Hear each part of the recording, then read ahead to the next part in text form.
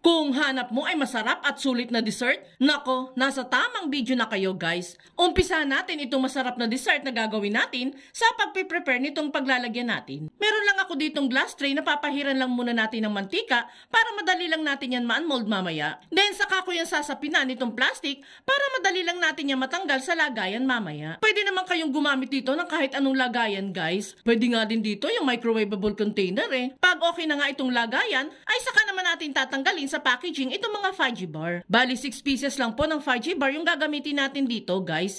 Depende syempre sa kung gaano kalaki yung paglalagyan ninyo nito. Tanggalin na din natin dyan yung parchment paper nitong tinapay. Then sa kailapat dito sa lagayan, i-press-press lang natin yan para mas maging intact yung pinaka-base ng ating dessert. Kapag okay na nga yan, ay proceed na agad tayo sa next step. Dito nga sa ating kawali ay ilalagay lang muna natin yung 3 sachet ng powdered milk. Any brand naman po ng powdered milk is pwede dito guys. Di naman po limited lang sa brand na ito yung pwede nating gamitin. Next na natin dyan itong 3 sachet ng powdered chocolate. Ganon din po guys, depende sa inyo kung may iba kayong preferred na powdered chocolate. Pwede din po kayong gumamit dito ng cocoa powder kung yan po ang available dyan sa inyo. Isunod lang natin dyan ng ilang kutsara lang ng asukal. Alalay lang po sa asukal guys ha, baka masyado naman pong tumamis yung dessert natin. Isunod na din natin dyan ng 4 na kutsarang cornstarch at 1 kutsarang jelly powder.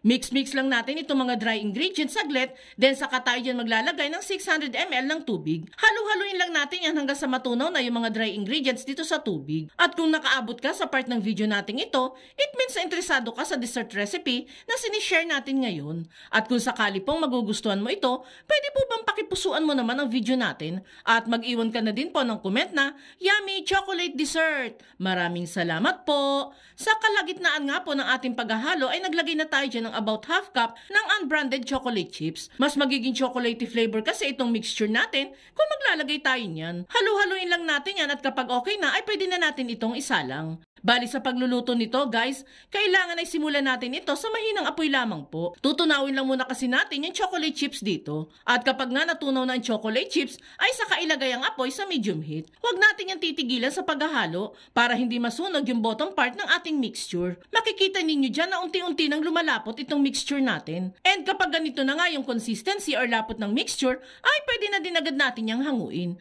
Directly na natin itong ibubuhos sa prepare nating lagayan at hahayaan lang natin yan lumamig at mag-set hanggang sa wala nang maramdamang init dito. At kapag wala nang ang init na maramdaman dito, is pwede na natin yung ilagay sa ref ng magdamag or at least 2 hours para mas masarap ang pagkain natin ito. Makalipas nga ang 2 hours na pagpapalamig natin dito, ay eto na yung dessert na nagawa natin. Unmold lang natin yan sa lagayan. Then saka natin yan bubudburan ng Milo sa ibabaw. Nako guys, sure akong bentang-benta ito sa mga chikiting ninyo.